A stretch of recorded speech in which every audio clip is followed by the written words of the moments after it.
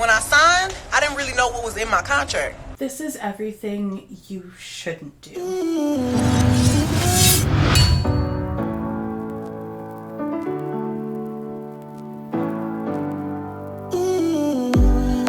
Hey guys, Dani here, and welcome to my little corner of the internet.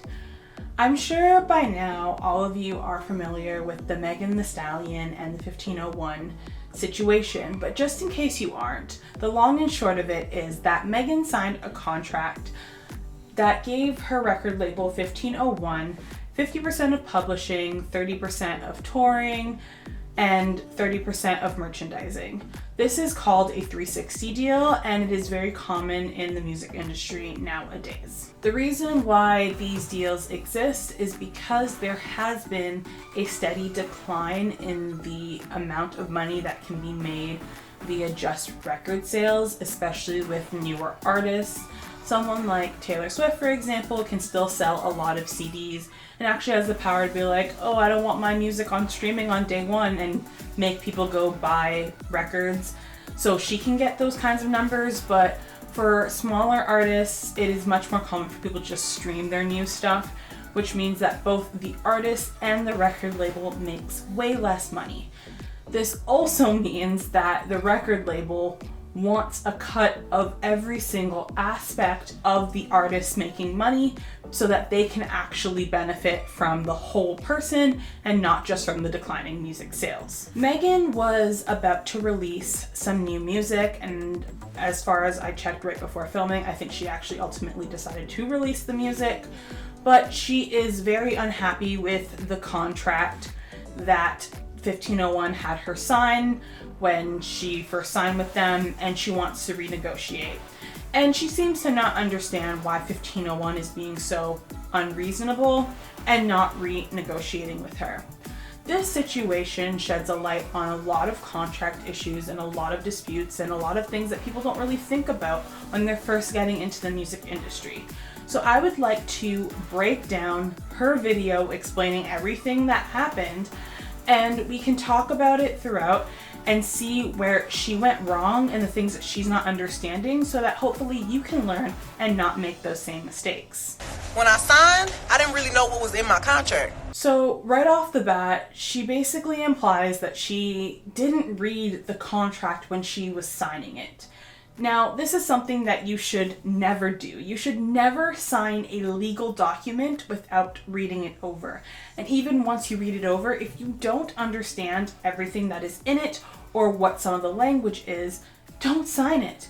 You can hire a lawyer on a one-time basis. Yes, that might cost you some money, but if you're signing a big record deal like this, the little bit of money is worth it so that you don't end up being screwed over in the end.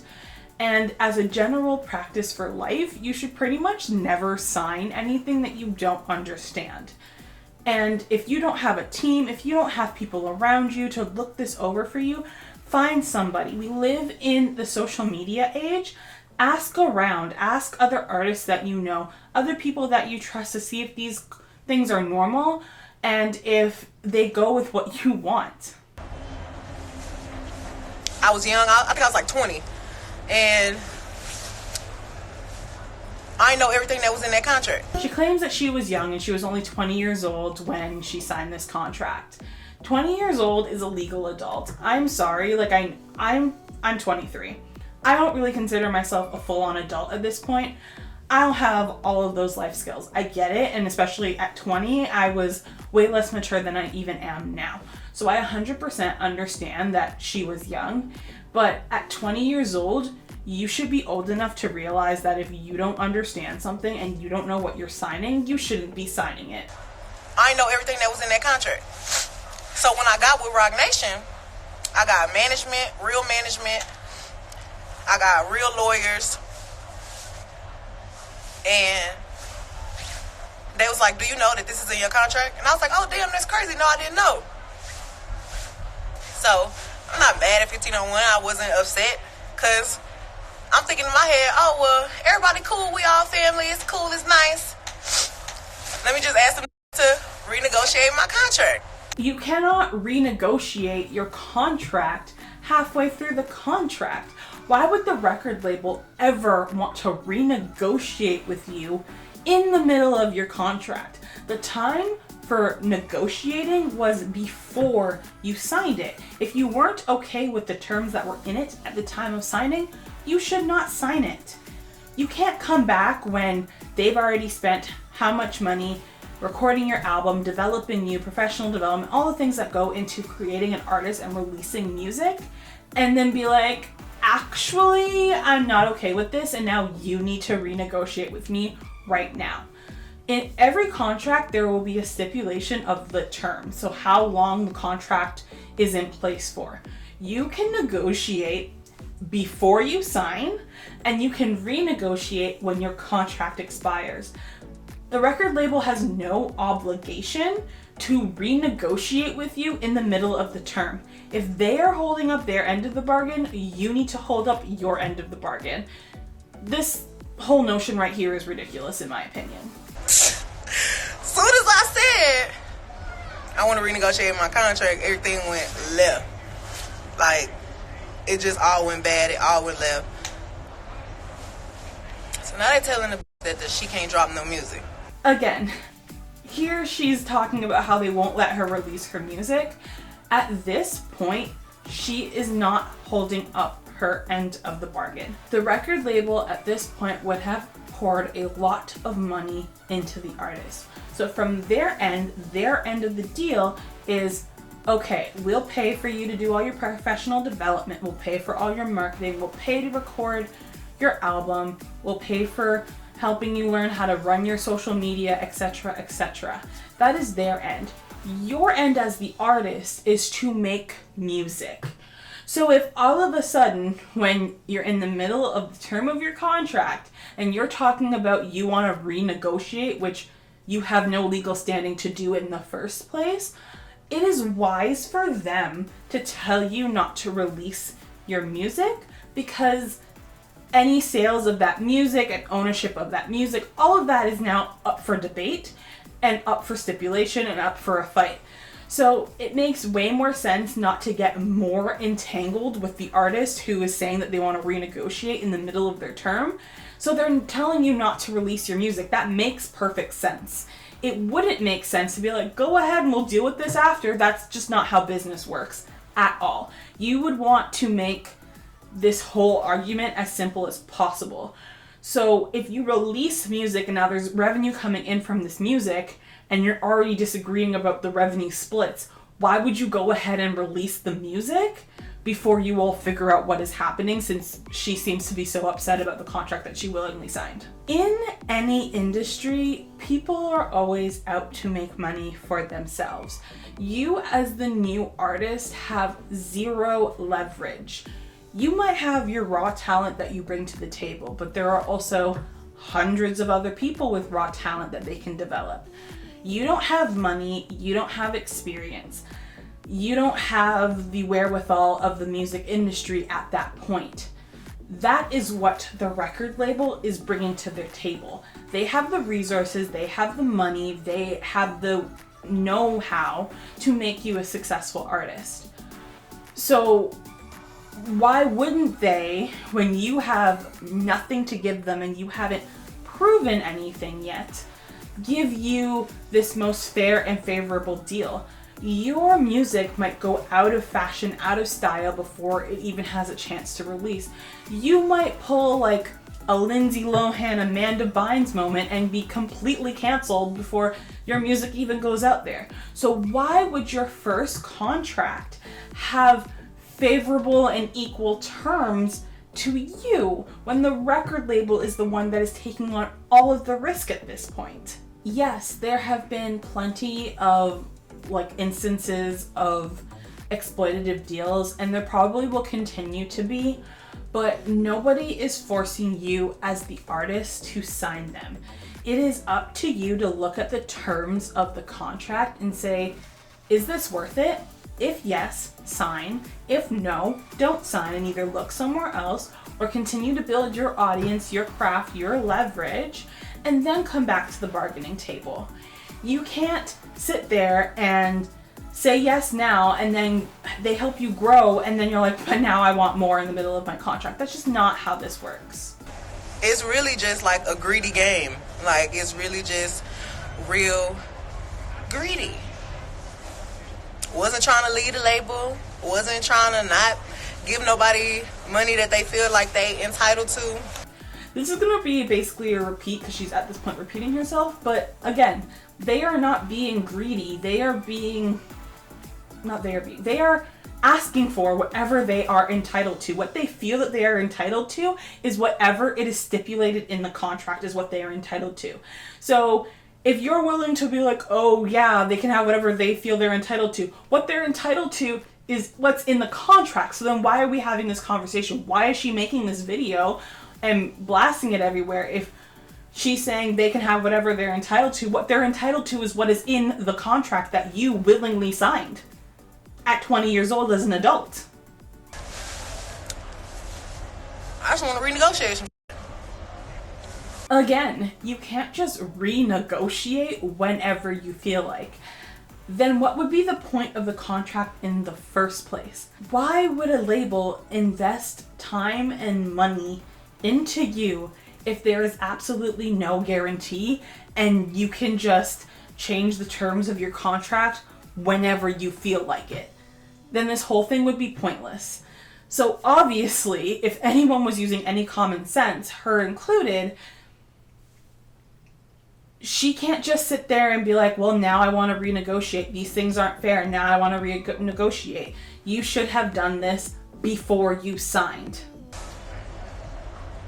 I'm not a greedy person. I'm not a person that like confrontation. I suspect that this is the entire issue in a nutshell right here. She is not confrontational. So when she was looking through her contract in the beginning and getting ready to sign, she probably either A, didn't read it and was just so excited to be signed by a record label that she didn't really care at the time what was in the contract, or B, saw things that were in the contract that she wasn't comfortable with, but she didn't want to upset the record label because this was her big shot. So she signed it anyway, and now people around her are telling her that what's in her contract is not fair, is not right, which I haven't seen the contract, I'm not agreeing or disagreeing with, but it's a little too late for that at this point. You are in a contract, and like I said before, there have been many incidents of exploitative contracts, and you know what artists do? They do what they're contractually obligated to do, and then they get out. That's how this works. That's how contracts work. I'm not a person that's a bitch. Like, I work with everybody, and I'm nice, and I'm real family oriented. To be blunt, nobody cares if you are nice or family oriented. And oftentimes, nice people are the ones who get walked all over because they don't stand up for themselves. Trust me, I know because I live it. When it comes to business, everyone is looking out for themselves. And if you, as the artist, are not looking out for yourself by reading the contract, getting a lawyer, etc., no one else will. But it's gonna be, and they gonna be greedy, and they gonna be shady. And I see that people that can't be saying about me, and I'll be like, damn, well, since you got so much to say, why you just won't tell them? Why you mad? You mad because I don't want to roll over and bow down like a little, and you don't want to renegotiate my contract. Be like, oh, yeah, they made Megan Thee Stallion. Megan Thee Stallion was Megan Thee Stallion before I even got over there. I've been rapping, been freestyling, been doing me, been made. So how the fuck can y'all say made me? Niggas don't even care about what's right. They care about money in the end, and it's a greedy game, man. Yes, you may have come with your raw talent, but you needed money, experience, and expertise that you clearly didn't have. As much as we would like to believe that the music industry is simple, and if you are just talented enough that you're gonna make it big, that's just not how it works. And if you truly believed that's how it worked and you didn't need any help or any resources, you wouldn't have signed with 1501 in the first place. You would have just done it on your own. So your raw talent in this situation means squat, because you need something from them and they need something from you. You need their money, time, and experience, and they need to make money off of you to recoup the money that they're spending. So raw talent aside, and also 2020, do you know how many people can't sing but are just pretty and they make them into successful performers anyway? Like, it's really not that hard. So you bringing your raw talent, as wonderful as that is, doesn't really play much into this equation at this point. I know I might seem very, very harsh in this video, but everything that I am saying is the truth. And this happens all too often with up and coming artists. And somebody needs to set people straight. Somebody needs to tell the truth about what's going on. Because what happens is that everyone gets very excited about getting a record deal, and I know it is very exciting, but they don't think about the long-term consequences of taking that step in that career at that point. Then they get upset when they realize what it really entails, and their careers end before they've even started. That is part of the reason why I created this channel and why I make these videos, to show you guys the ins and outs of the music industry so that you don't make the same mistakes, but also so that I can build an audience. At the time of this recording, I have 355 subscribers. And as much as I love making videos for you guys, and as much as I love helping people, that is one of my passions in life, it doesn't give me a whole lot of leverage at this point. If I were to sign a record deal right now in the state that I am in right this second, of course it would be exploitative because I have nothing to bring to the table. But let's say, not even let's say, if I continue to work hard, make useful and helpful videos to other people, gain more subscribers, and maybe I have 100,000, 200,000, 500,000 subscribers, if a record label comes to me and wants to sign me, well, all of a sudden I have leverage. I have a built-in audience. I have a fan base already. That's just the reality of how the business works. This is exactly why every musician needs to grow their audience, grow their fan base, and prove themselves before walking up to the negotiating table. If you have nothing to give, if you have no leverage, you have nothing. They have everything that you want and you have nothing to give them. So of course, any deal that would be reached is going to be more favorable to the people who have the leverage. That is why you need to create your own leverage. You can leverage your audience, you can leverage your fan base. If they're built in, then they have almost a guarantee that people are going to buy your music because you already have fans. This is truly the reality of the industry that we are in. This is actually exactly what Paramore did.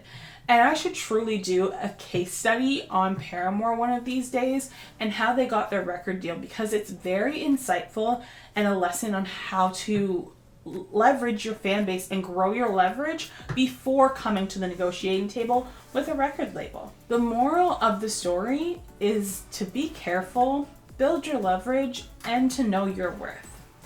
If you have any questions or comments on this whole subject matter, I would really love to hear your thoughts. Be sure to leave them in the comment section down below. If you liked this video, found it informative or insightful, please give it a thumbs up and consider subscribing. I make weekly music related content. If you want to keep up with me behind the scenes or what I'm doing more so in my daily life, feel free to look me up on Instagram or Twitter. I would always love to chat with you guys there. I will see you guys again next week. Bye.